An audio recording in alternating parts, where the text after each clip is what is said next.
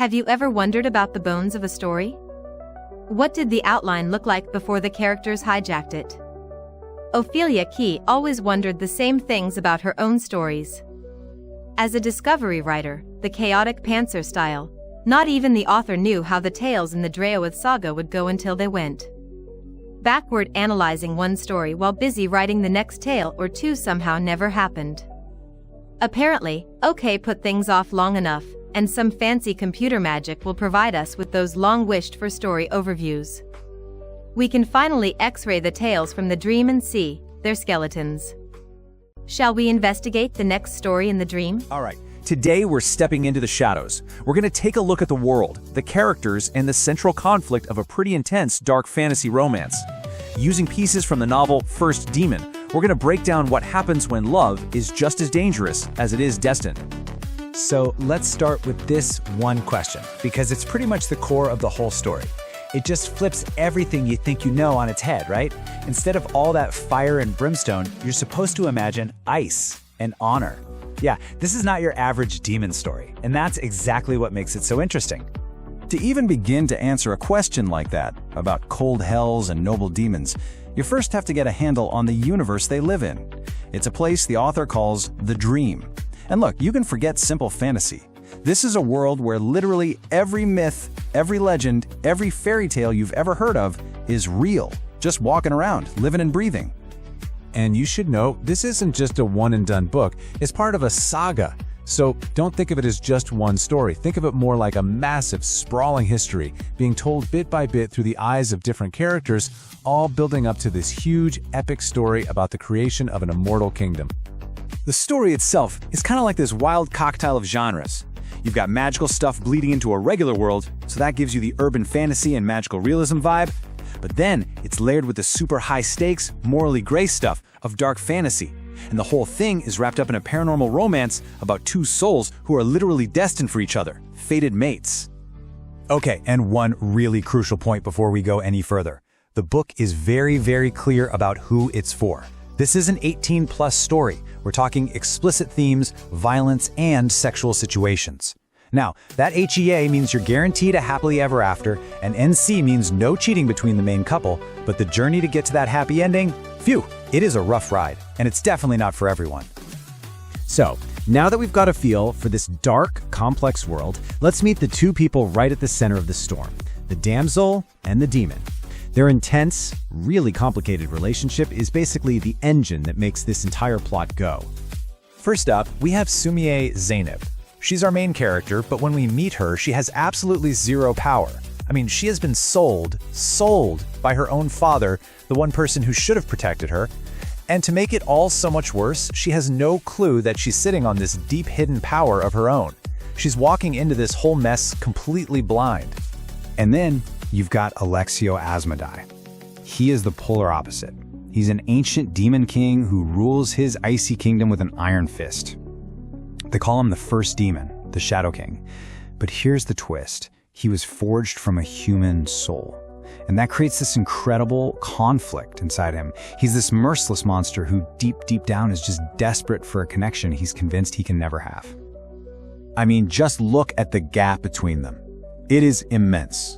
On one side, you have a gifted human who doesn't even know she has powers. On the other, the Grandmaster of Shadow Magic, a woman who's been sold like an object, versus the king of an entire realm.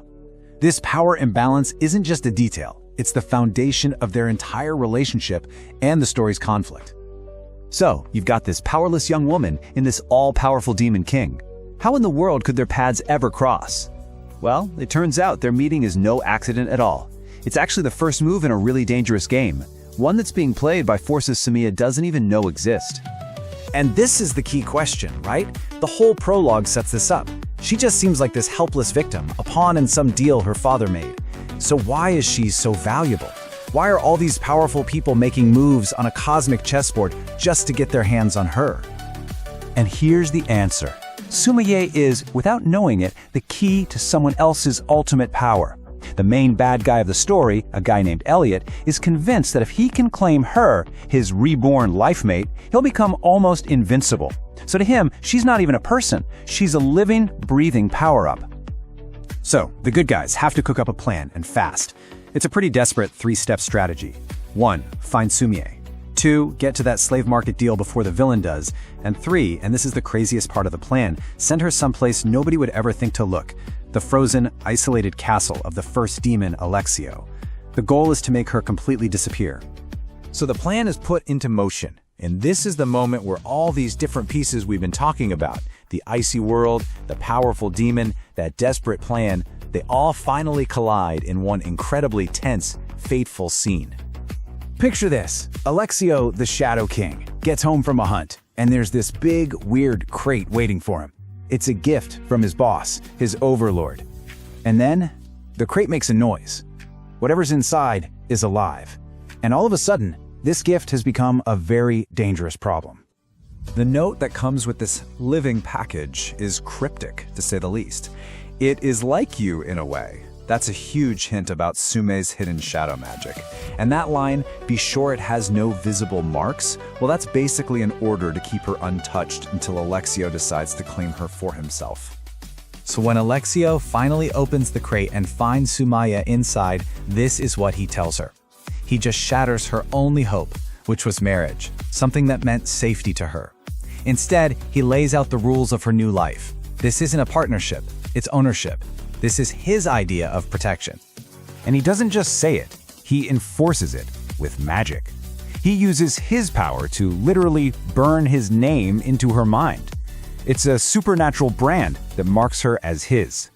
This goes so far beyond physical control, it's a claim on her mind and her magic. And from Sumeye's perspective, this leads to a really chilling realization, a pattern that she knows will define her new reality. She understands that her life is now going to be this constant cycle of pain, followed by tenderness. This right here, this is the absolute heart of the dark romance. It's this disturbing, codependent loop where affection is tied directly to suffering. And all of that leaves us with the central question of the whole story. Yes, Alexio saved Sumeye from a truly awful fate with the villain. But what he's offering her isn't freedom. It's a gilded cage, ruled by a king who sees her as his to protect, his to hurt, and his to own. And you're just left there wondering, is that really salvation at all? I sincerely hope you enjoyed this view of a story skeleton, glimpsing the characters, setting, and plot structure along with the twists within the writing in this tale from the Draoithe Saga by Ophelia Kee. Don't forget to like and subscribe for more original stories and audio adventures. A special thank you to OK Music Writers for writing and for sharing the Enter the Dream soundtrack. It's more than a story, it's an experience. Welcome to the dream.